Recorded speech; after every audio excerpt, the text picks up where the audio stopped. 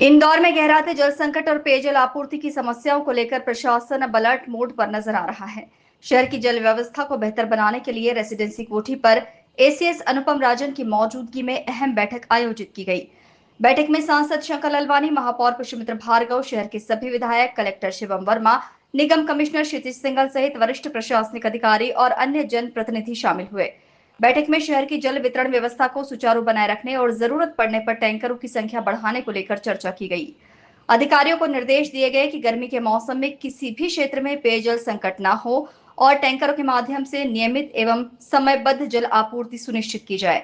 साथ ही आमजन की शिकायतों का त्वरित निराकरण करने और संवेदनशील इलाकों में विशेष निगरानी रखने के निर्देश भी दिए गए। देखिए, सभी जनप्रतिनिधि और पीएचई के जो प्रिंसिपल सेक्रेटरी और इंदौर संभाग के प्रभारी एसीएस अनुपम राजन जी के साथ हम बैठे थे। देखिए, शहर में नर्मदा जी का जल जितना 2013 में आखिरी बार बढ़ा, तो नर्मदा जी का पानी तो उतना ही है, तो टंकियों से जितना मैक्सिमम सप्लाई हो रहा है हम कर रहे हैं।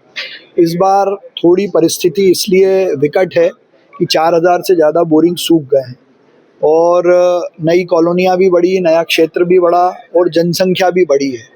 हमने पिछले 3 सालों में 28 नई टंकियाँ भी चालू की, पिछले साल में 7 नई टंकियाँ चालू की।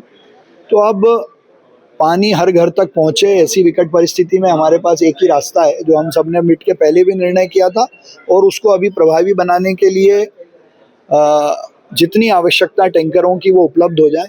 मैंने पूरा विषय रखते हुए ये भी कहा कि तुरंत टैंकर का और जो हमारी मेंटेनेंस की एजेंसी है उनका पेमेंट हो जाए। उस दृष्टि से एक मुश्त एक आर्थिक पैकेज के रूप में भी 50 करोड़ रुपए हमको मिल जाएं, तो टैंकर की एजेंसीज का, मेंटेनेंस वाली एजेंसीज का पेमेंट हो जाए, वो काम करें। दूसरा, सभी विधायकों के साथ जहां और टैंकर लग रहे हैं वो टैंकर हम उनको उपलब्ध कराएंगे। जहां नए हाइड्रेंट बन के टैंकर भरा सकते हैं, तो पहला प्रयास ये रहे कि हाइड्रेंट से टैंकर भरा जाए। और अभी कई सारे ऐसे बोरिंग हैं जो हुए हैं, उसमें केवल कनेक्शन देना है जो विधायकों ने कराए। तो इन कामों को हम तेजी से कर ही रहे हैं और इस सब पे समन्वय के साथ हर गली में जहाँ जहाँ पानी नहीं पहुँच रहा है, बोरिंग सूख गए हैं, वहाँ पानी पहुँचाने का सबने एक मत से चर्चा भी की और इसकी योजना प्रभावी रूप से लागू करने के लिए सब लोग काम भी करें। आज 5 दिन बैठक की क्या चर्चा हुई और क्या तय किया? देखो, राज्य शासन के वरिष्ठ अधिकारी इंदौर आए हैं और हमारे सभी जनप्रतिनिधि, सभी विधायक, महापौर जी। इंदौर में जो पानी को लेके इश्यू चल रहा है, क्योंकि गर्मी बहुत पड़ रही है और बहुत सारे बोरिंग बैठ गए हैं और सप्लाई वही है, तो इस चैलेंज को कैसे पूरा किया जाए, सभी ने अपने अपने सुझाव दिए। कुछ सुझाव राज्य सरकार स्तर पे हैं और राज्य सरकार से हमने निवेदन किया। कुछ सुझाव लोकल एडमिनिस्ट्रेशन जो अधिकारी हैं उनको दिए और उन्होंने कहा कि हम जो सुझाव आए उन पर तुरंत कार्रवाई करेंगे।